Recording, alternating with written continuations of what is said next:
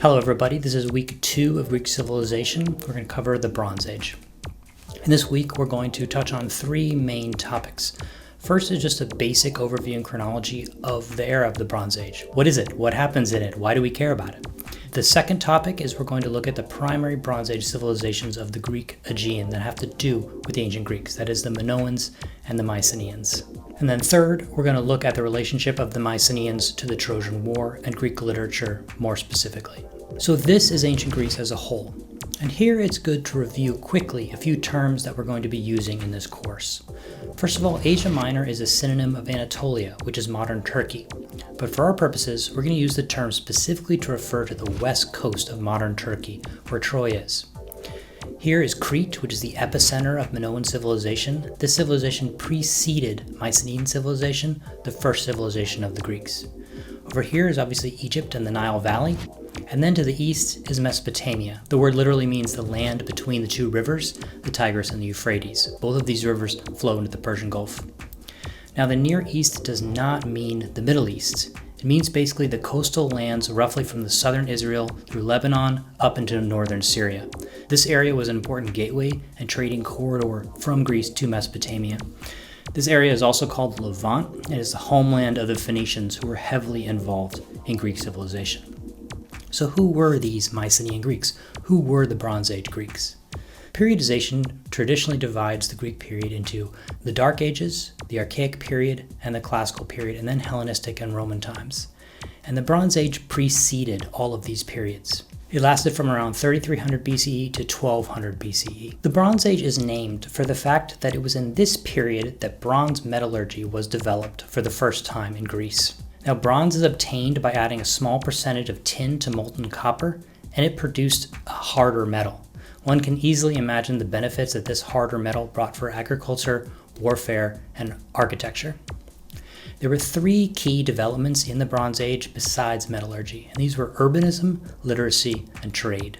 The Bronze Age in Greece is dominated by 2 interconnected civilizations, the Minoans of Crete and the Mycenaeans of the Greek mainland. The Minoans flourished on the island of Crete and other Aegean islands from around 3000 BC to around 1450 BC, around the middle of the Bronze Age. On the other hand, the Mycenaeans were an early Greek people. They were Greek. They spoke a version of Greek called Linear B, who flourished in Greece and around the Aegean from around 1700 to 1200 BCE, in other words, the late Bronze Age. In mainland Greece, and especially the Peloponnese, the Mycenaean civilization reached its high point from around 1400 to 1200 BCE. So here are some key chronological events in prehistory to orient ourselves. Most of these events we'll come back to in some level of detail, but they're all fundamentally important in their own right. Now the Neolithic period ended in 4000 BCE. It was around this period that the Uruk civilization in Mesopotamia and in Sumer flourished. The first pharaoh of Egypt, NARMER, lived at around 3029-50 BCE. It was around 2000 BCE that we saw the emergence of the Minoan civilization, the Minoan palaces on Crete. The island of Thera erupted at around 1500 BCE. And around this time also, we saw signs of increasing Mycenaean wealth and power in mainland Greece. This is the time of the archaeological sites, the grave circles A and B in Mycenae, which we'll talk about a little bit later. In the early 1400s BCE, that was when Mycenaean Greeks gained control of the Minoan palaces on Crete. And around 1400 to 1200 BCE was the height of the Mycenaean civilization. It was in late 1200s BCE and the early 1100s that we finally saw the decline of the Mycenaean palaces and the transition to the early Iron Age and the Dark Ages. The Minoan civilization on Crete is considered to be the oldest civilization of Europe. It was discovered at the beginning of the 20th century through the work of the British archaeologist Sir Arthur Evans. The name Minoan derives from the mythical king Minos and was coined by Evans himself. He identified the site at Knossos, the archaeological site which he excavated, with the labyrinth and the Minotaur of Greek myth. Basically, the Minoan and the Mycenaean world centered around these palaces, which were economic centers of their civilization. In Crete at Knossos and in Pylos, large caches of written tablets in a writing system called Linear B tell us about the various names of officials involved in tax collection and manufacture.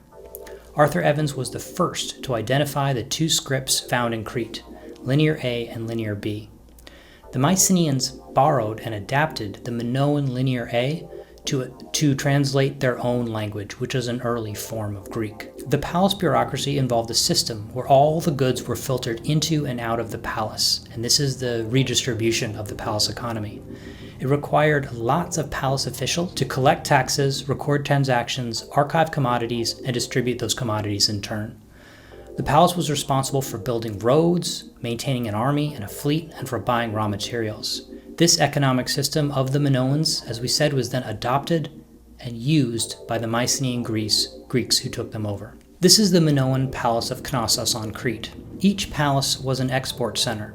As we said, metalwork, oil, and pottery have all been found at sites as far afield as southern Italy and also in the Near East. Palace workshops in places such as Knossos were busy places. You'd have bronze workers, armor makers, leather makers, masons, carpenters, and weavers who weaved, spun, and made perfumes for all of the lands around these palaces.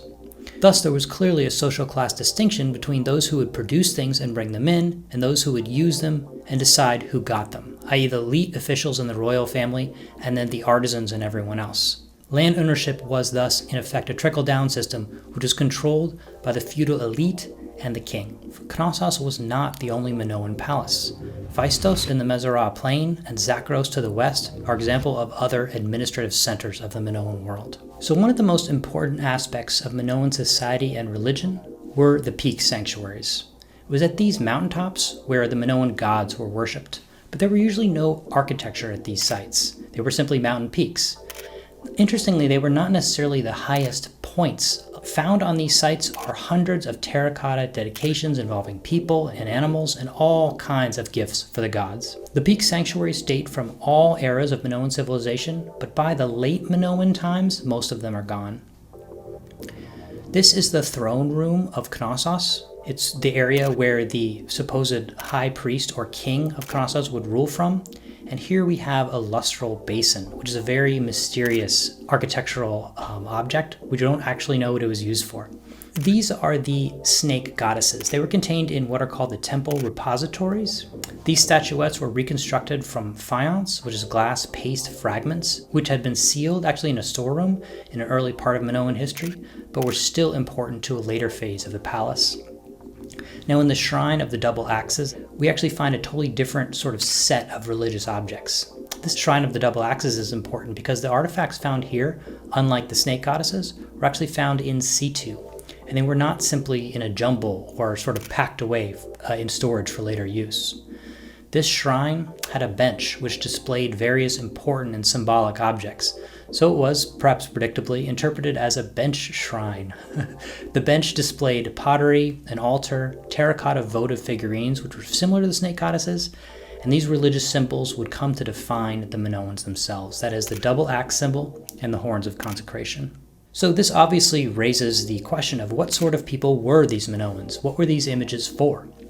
Now there's some evidence that the statues such as the snake goddesses and the image used in the tomb of the double axes had a role to play in somehow displaying the epiphany of Minoan divinities in sort of civic or state rituals. And there's actually some linguistic and iconographic evidence that the images such as these snake goddesses could have taken part in a procession or a rival ceremony where the image would have been revealed and then transported. So we actually do have evidence, pictorial evidence of celebrants or priests carrying sacred objects in a procession. And this is not an uncommon scene on Minoan wall painting. Generally, the architecture of the palaces with their large stairways, long corridors, staterooms, courtyards with raised runways, and theatrical seating arrangements strongly suggest a procession with the palace as its hub. Perhaps the famous iconography of the procession in Knossos and the bull leaping represents ritual sport and performance, which human athletes would literally vault over bulls as part of this ceremonial rite. Another important source of information on the Minoans is Akrotiri. It's on modern-day Santorini. It was a Minoan trading community, and the city was destroyed by a volcanic eruption sometime around the middle of the 2nd millennium BCE, around 1500. It's an incredibly well-preserved snapshot of the ancient Minoan civilization, similar to a Minoan Pompeii. Zesty III, Zestos is Greek for polished. It refers to the type of masonry used in the ancient building. It is one of the most well-preserved and interesting buildings in Akrotiri. It's been interpreted that it had some kind of cultic purpose. There's a lustral basin, again, which we don't quite know what they were used for. It has frescoes of mythical creatures and monkeys. At around the same time that Akrotiri was covered in ash, it was around 1550 BCE, the Minoan civilization began to decline. And nobody really knows why or what happened to precipitate this. There are two main options for explaining this decline of Minoan civilization. Option one is clearly the eruption of Thera, the eruption of Santorini. It perhaps caused agricultural trouble, political and social unrest. Option two is perhaps it's simply that this was the way that things evolved in the Mediterranean, that there was a community and a living together, and that the Mycenaeans somehow gained more and more control over Minoan civilization. So this is the point now where we come to the Mycenaean Greeks. Their important archaeological sites are mainly on the mainland, but we have Mycenae, Tiryns, Philokopi on Milos, and Pylos in the western part of the Peloponnese. All of these, just like Knossos, were citadels or palaces. They might be different than Knossos, but had similar characteristics. They were defensive, walled settlements with an administrative center and also a periphery around. Here, it's important to emphasize that the Mycenaeans, unlike the Minoans, are Greeks. They were the people of the Trojan War. Importantly, the ancient Greeks of the classical period thought the same thing. We get this idea from them. The ancient people thought that these ancient people of the Mycenaeans were the people who inhabited the Iliad. They were the people who lived in the heroic age. Achilles, Agamemnon, Heracles, all these people. Now, according to the archaeological record, at around 1650 to 1550 BCE, around the time of the decline of the Minoans, there were signs of increasing Mycenaean wealth and power in mainland Greece. And this is the time of grave circles A and B in Mycenae.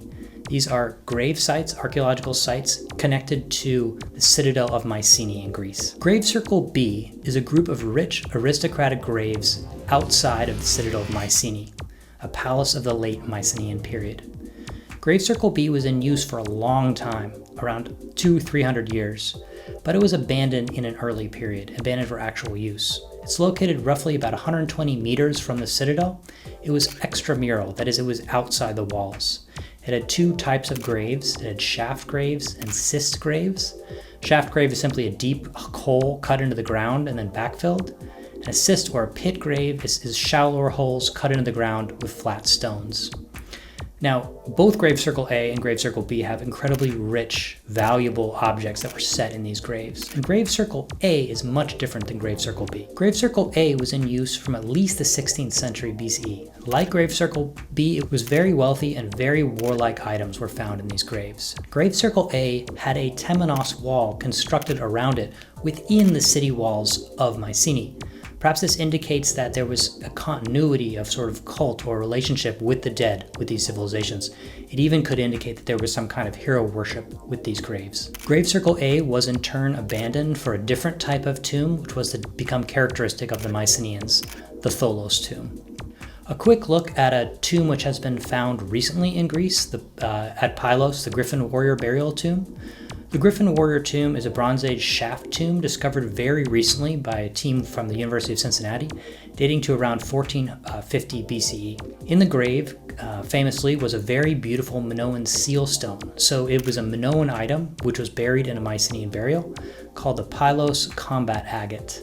There are many other finds in the grave, and they include a gold box with a weaved chain, a meter-long sword with a gold-coated hilt, gold-coated dagger, multiple gold and silver cups, and also famous carnelian, amethyst, amber, and gold beads, dozens of small carved seals with sketched depictions of combat, goddesses, reeds, altars, lions, and men jumping over bulls. So now we're going to return to a point that we made earlier. We call this Bronze Age palace Mycenae because in the Iliad, the home of the leader of the Greeks, Agamemnon, is called Mycenae. Agamemnon is from Mycenae in the Iliad. The archaeological site, which is in fact in the location that the book would indicate that it should be, is called Mycenae because that is what its excavator was attempting to link together, the Homeric poems and archaeology. So the Trojan War, told by Homer in his Iliad, was allegedly between a coalition of Mycenaean Greeks and a certain city on the northwest portion of Anatolia called Troy. This is, as I said, northwest Turkey. We're going to talk a lot about the Iliad next time, but the conflict got started over stealing of Helen, famously, the wife of the king Menelaus, the brother of Agamemnon. Now, the ancient Greeks unanimously believed that this sequence of events was historical fact, that the Trojan War really happened. But not everybody throughout time believed this. Scholars from the Middle Ages to around the 1800s seriously doubted that the Trojan War actually happened. It was Heinrich Schliemann in the 1870s who changed all that by using ancient sources to try to find the ancient sites of Mycenaean Troy. For him, the Iliad really did happen. It was fought between an army of Greeks invading a city in northwest Asia called Troy. Schliemann thought that these Mycenaeans that he found in archaeology were Homer's Greeks, and in this he agreed with the ancient consensus. This linkage between the Homeric poems and archaeology is basically the story of modern classics. So in order to start telling the story, it's important to give a few dates to give us some context about the link between when these connections started to be made. In 1798 through 1801, Napoleon invaded Egypt, the Rosetta Stone was discovered, and hieroglyphics were deciphered. In around 1830 to 50, about a generation later, Cuneiform, the Near Eastern script of the Akkadians and Babylonians, was deciphered. And this was the world that Schliemann was working within. It was in 1870 that Schliemann discovered the site of Troy, called the people Mycenaeans. In 1899, Sir Arthur Evans discovered the site of Knossos and called the people Minoans because of King Minos from Greek myth. Heinrich Schliemann is a unique and important character. He was a German businessman who set out in the late 19th century specifically to find the Troy of Homer. In his work, he teamed up with an American diplomat who'd bought land at a site in Turkey called Hisarlik, and they both thought that this could be Troy. Schliemann started to dig around 1870 through 1872. At the end of his work, Schliemann posited that the remains later identified as Troy II was Priam's Troy. Turned out that he was very wrong. Schliemann actually hastily dug through and past many other habitation layers to get to the Troy that he thought was most important, and thus he threw out many important things from Troy 6 to Troy 7 along the way. This is very bad, especially because his original idea was wrong. So he thought that Troy 2 was the most important Troy, the most important layer of habitation, and thus he threw out all the stuff that he saw before he got there. He famously found a trove of golden jewelry from the level Troy 2 and characterized this as Priam's treasure, though of course it was a few centuries too old. Schliemann actually smuggled it out of Turkey and gave it to his wife. Many scholars don't even think that he found all of the treasure in the same spot at the same time, which would obviate any historical importance to this trove of treasure. After Schliemann, it was German archaeologist and architect Wilhelm Dorpfeld who took over the excavation from 1893 to 1894. It was he who uncovered Troy 6 and established the 8 sublevels of the city's history. Troy 5 was the largest and wealthiest of all of Dorpfeld's layers. Goods there were found from Egypt, from Cyprus, from Mesopotamia, and different parts of the Mycenaean world were found in the citadel. This confirmed the existence of an international trade system between Mycenae and Troy. After Dorpfeld, the excavation continued under Carl Blegen of the University of Cincinnati in 1932. Blegen preferred not Troy 5, but Troy 7a as Homer's Troy. Blegen liked that it was actually destroyed by fire and invasion, most likely in the period from 1230 to 1190 BCE. Now after Blegen, the archaeologist Korfmann was the last person to excavate at Troy. He dug from 1988 to 2005, and he was the first person to use radiocarbon dating in his work. He was the first to find actually Linear B writing on site, and his biggest contribution to the digs at Troy and Hisarlik was his uncovering of an extensive lower city. Prior to this, people thought that the Acropolis was the most important or the only part of the city which was accessible. However, to this day, debate still rages over the precise nature, date, and participants of the conflicts which raged on the site of ancient Troy. For example, archaeological and epigraphical sources record more than one possible Trojan War. Which, if any, was the real one? Which one was Homer's Trojan War? Similarly, there are 9 levels of occupation excavated at the site of ancient Troy.